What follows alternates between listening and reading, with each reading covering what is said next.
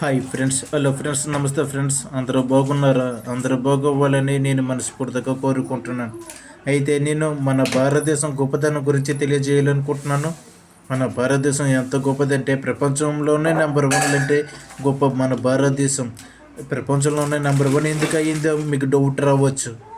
ప్రపంచంలో ఎక్కడ లేని విధంగా సింధు నాగరికత కలిగిన గొప్ప మన భారతదేశం, ఎంతో చరిత్రాత్మకమైన గొప్ప భారతదేశం. ప్రపంచంలో ఎక్కడ లేని మతాలు, భిన్నాలు, భేదాలు, జాతులు, కులాలు అన్నీ మన భారతదేశంలో ఎంతో నాగరికత కలిగి ఉంది.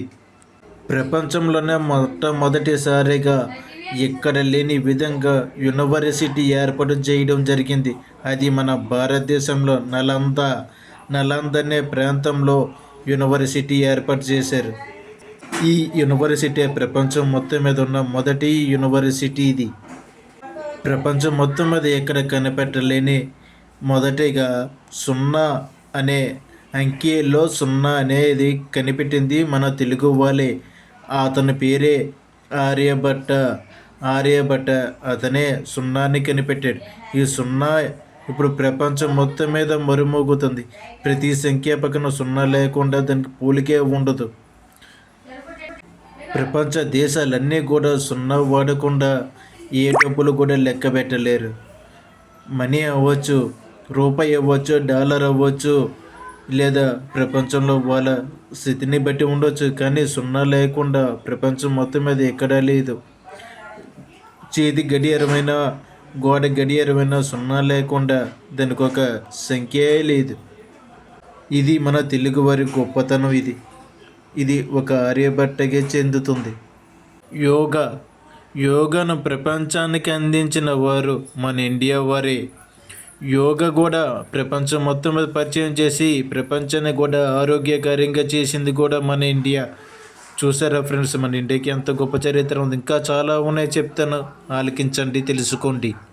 ప్రపంచం మొత్తం మీద ఎక్కువ పోస్ట్ ఆఫీసులు ఉన్న దేశం కూడా మన ఇండియా. ఈ పోస్ట్ ఆఫీస్ అంటే ఇప్పుడులో ఉన్న పిల్లలకి తెలియకపోవచ్చు, కానీ నేటి తరానికి బాగా తెలుసు. ఈ పోస్ట్ ద్వారా అనేక ఉత్తరాలు పంపించేవారు. ఇప్పుడంటే సెల్ ఫోన్స్, మొబైల్ ఫోన్స్ వచ్చాయి, కానీ అప్పుడులో పోస్ట్ ఆఫీసే ఆధారం. ఈ పోస్ట్ ద్వారా ఎన్నో ప్రయోజనాలు కలిగాయి. ఎన్నో గుర్తింపులు కలిగిన గొప్ప పోస్ట్ ఆఫీస్. అలాగే బ్యాంకు కూడా సంబంధించిన, బ్యాంకుకి పోస్ట్కి రెండింటికి సంబంధించి మన భారతదేశం ప్రభుత్వం చేతిలో, కేంద్ర ప్రభుత్వం చేతిలో ఉన్న గొప్ప పోస్ట్ ఆఫీస్ ఇది.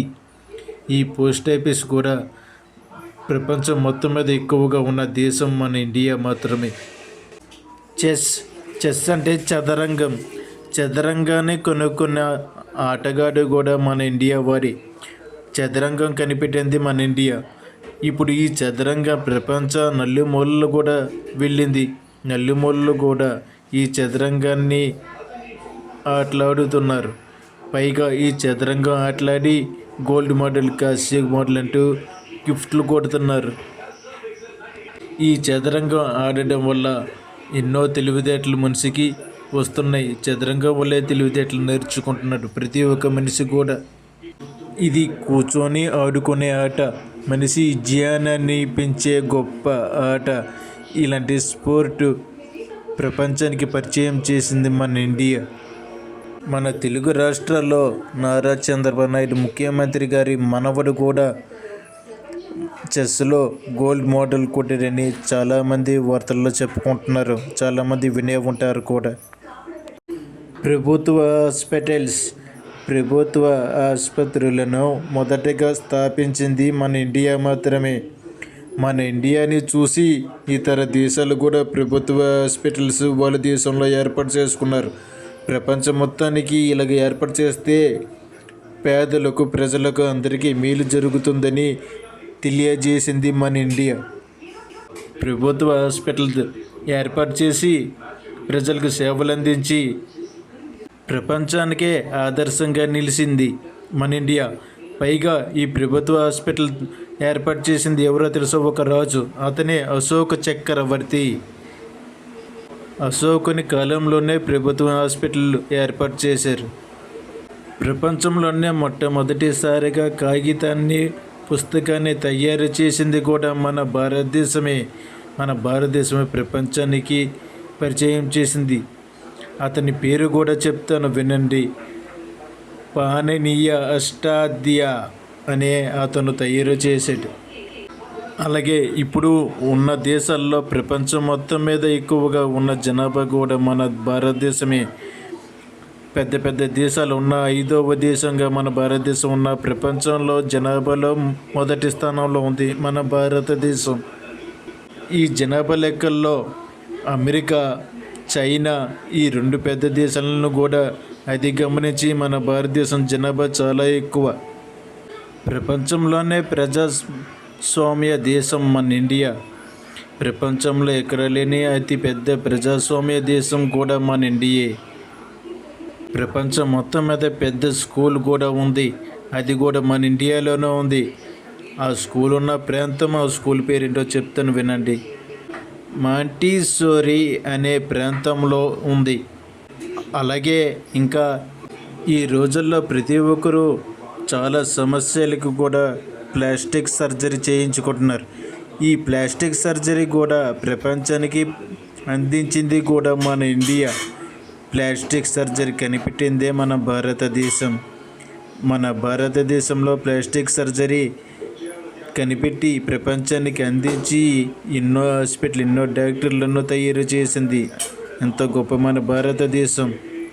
అలాగే అధిక పాల ఉత్పత్తి గల దేశం కూడా మన భారతదేశమే. మన భారతదేశంలో ఎక్కువగా పాలు ఉత్పత్తి జరుగుతూ ఉంటాయి. ప్రపంచంలో మరెక్కడ ఇలాగా లేదు. అలాగే సాఫ్ట్వేర్ ఉద్యోగాలు ఎక్కువగా గల దేశం కూడా మన భారతదేశమే. మన భారతదేశంలో ఏ రాష్ట్రంలో చూసినా, ఏ జిల్లాలో చూసినా సాఫ్ట్వేర్ ఉద్యోగులు ఎక్కువగా కనిపిస్తూ ఉంటారు. ప్రపంచంలో మరెక్కడా ఇలాగ లేదు. అందుకే మన భారతదేశం ప్రపంచంలో నెంబర్ 1గా నిలబడబడి ఈ అన్ని కారణాల వల్ల మన భారతదేశం ప్రపంచంలోనే నెంబర్ 1గా నిలుస్తుంది. ఇంకా అభివృద్ధి చెందుతున్న మన భారతదేశం ఇంకెంతో అభివృద్ధి చెందాలని మనస్ఫూర్తిగా కోరుకుందాం. మన భారతదేశాన్ని కూడా సహకరించాలి. మనం భావితరులుగా, మనం నీటి తరులైన భావితరులమైన మన భారతదేశానికి ఎంతో సహకరిస్తే మన దేశం మరింత ఉన్నత స్థానాలకు వెళ్తుంది. ఇప్పటికైనా చైనా దేశాన్ని, అమెరికా దేశాన్ని అది గమనించి ప్రపంచానికి మనం రాజ్యాన్ని వెళ్ళినట్టుగా మనం నిలబడాలని నేను మనస్ఫూర్తిగా కోరుకుంటున్నాను. ఆ దిశగా భావితరులందరూ అడుగులేస్తారని నా మనవి. ఈ వీడియో మీరే కాకుండా ఎవరికైనా 10 మందికి షేర్ చేయండి.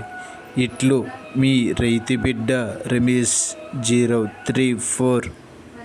ఓకే ఫ్రెండ్స్, మన ఛానల్లో ఇంకెన్నో విషయాలు తెలియజేయడం జరుగుతూ ఉంటుంది.